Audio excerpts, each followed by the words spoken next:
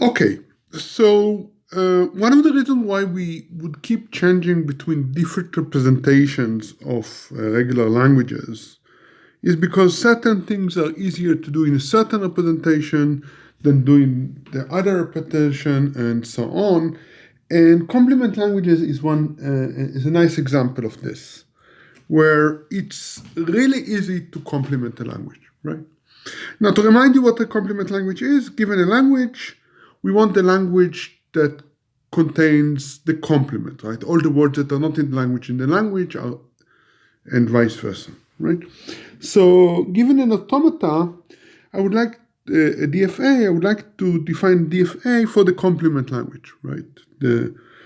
And it's very easy, right? Because a DFA accepts a word if and only if you are currently in an accepting state. So if we want the complement language, all we have to do is just flip all the accepting nodes, right? So this is no longer accepting, but this one, and this one will be accepting, right? So we get, in fact, this improved drawing, right? Where the green, here we are using both the green color and the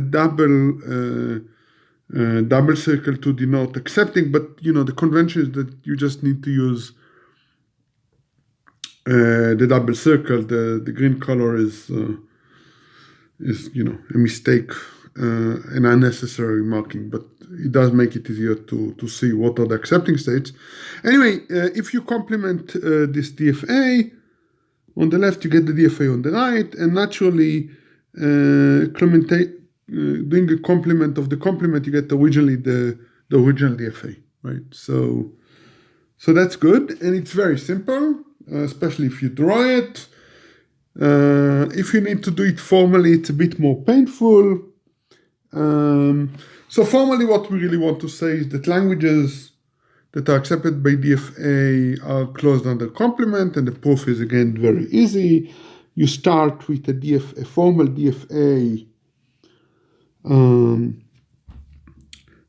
for the initial language, right? We assume that you are giving me this DFA, and now we just need to define the complement DFA, and all you need to do, except for being happy, is to just complement the set of accepting states, right? From A you go to Q minus A, where Q is a set of all states, and you just take the complement set, and that is it, right? And the proof is, if there is any proof to be done here, it's pretty straightforward.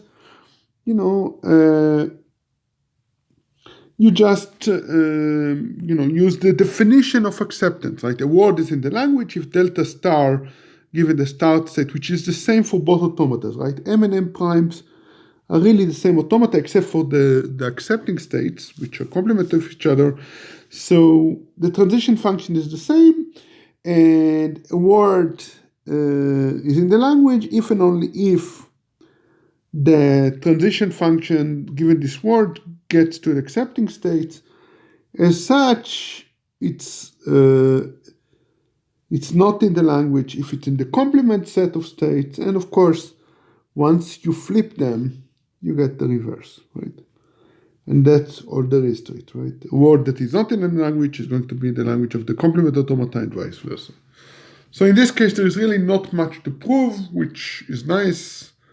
And this is really the magic, right? When things are easy, they are really easy, right? On the other hand, when things are not easy, they can be quite hard. It's so hard when it doesn't go easy. Okay, that's it.